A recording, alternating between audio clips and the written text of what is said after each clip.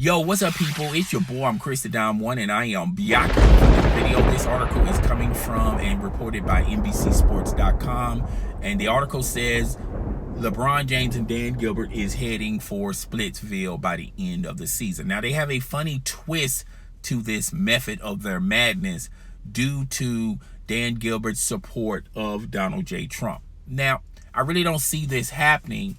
And for this to happen, that will indicate that Dan Gilbert and LeBron James are besties, they're BFFs, they're best friends, and they're nowhere near that narrative. They're more estranged business partners that fits each other's needs than BFFs, okay? I really don't think LeBron James really care about who Dan Gilbert voted for and vice versa. They really do need each other. That's why it works so well, and that's why they coexist with one another, because they need one another. Dan Gilbert needs LeBron James to continue to make his franchise more valuable. Dan Gilbert was on the other side of the road when LeBron James left, and that value of the Cleveland Cavaliers organization devalued, okay? And it makes his team irrelevant, okay, for the foreseeable future. As long as they have LeBron James there, they're going to always be in playoffs. They're going to always have free agents interested in joining the Cleveland Cavaliers. And LeBron James needs Dan Gilbert as well. Dan Gilbert is the only owner in NBA in the league that's willing to go well beyond the salary cap, willing to pay luxury tax to fit LeBron James' need. He's the only owner that will allow LeBron James to have whatever type of system he wants to run, whatever type of coach he wants, as long as LeBron James there. So they need one another. LeBron James can't go to another franchise and dictate that power and authority. They will give him some power, but not complete overall power like he has with the Cleveland Cavaliers. And Dan Gilbert's franchise will devalue in years. It won't be worth much if LeBron James is no longer there. They won't be contending for playoffs or for final appearances, okay? Those banners really do mean something for Dan Gilbert. So that's why they coexist with one another, because they need one another. Now, I have made several videos indicating that I don't see LeBron James leaving because of those reasons, and also for the fact of the teams that people are pinning LeBron James to. The Philadelphia 76ers, the Los Angeles Lakers, the Houston Rockets, even the San Antonio Spurs, and I have heard some indications of the Golden State Warriors. None of those teams are going to have LeBron James next season. The 76ers, they trust the process. They like their young core talent, and they're not going to fork over their power, their authority, just to have LeBron James there for 1 or 2 years.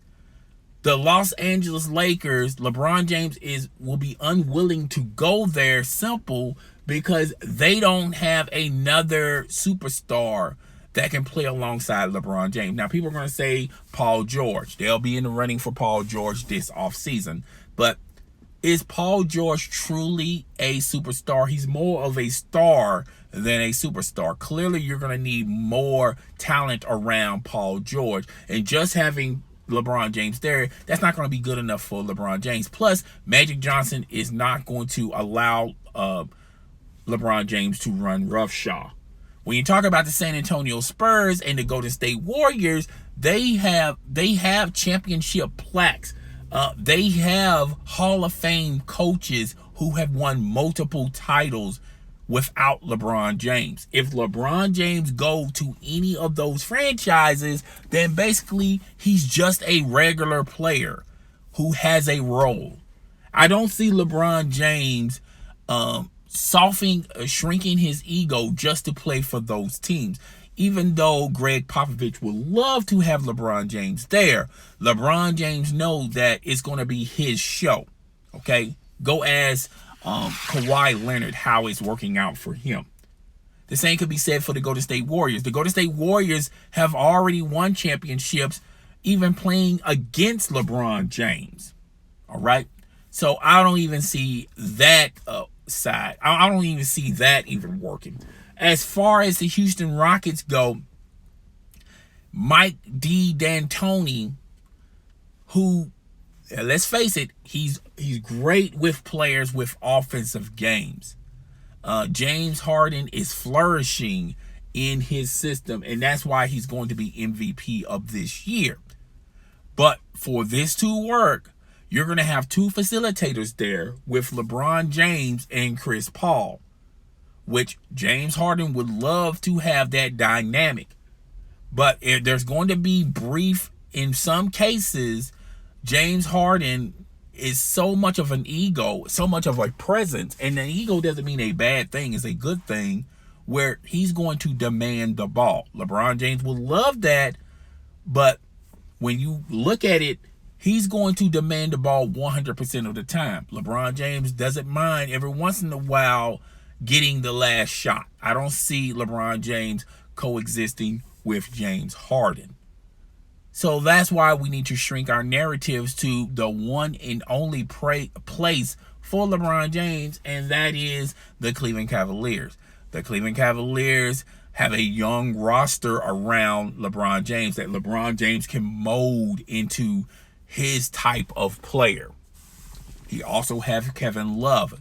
Kevin Love is more of an all-star, more of a player that fits well with LeBron James' talent and Tyronn Lue's system than any other superstar that they done had on their roster. Dwayne Wade struggled in their system. They had Derrick Rose. He struggled in his system. Isaiah Thomas. The only superstar that kind of flourished in their system is Kyrie Irving. Okay, so the choice is clear. There's only really one choice for LeBron James. LeBron James is going to entertain all these other teams, but at the end of the day, he's going back to the Cleveland Cavaliers. The Cleveland Cavaliers can give him the most when you're talking about money, power, and control, and voice and say so. And he can only get that with the Cleveland Cavaliers. He is not going to get that with any other team. Maybe the Philadelphia 76ers. Okay, but how long will the Philadelphia 76ers would tolerate LeBron James when you're talking about LeBron James dictating and his influence? Something to think about. But guys, tell me what you think. Rate, comment, subscribe. It's your boy. I'm Chris the Dom 1, and I am Al Shaw.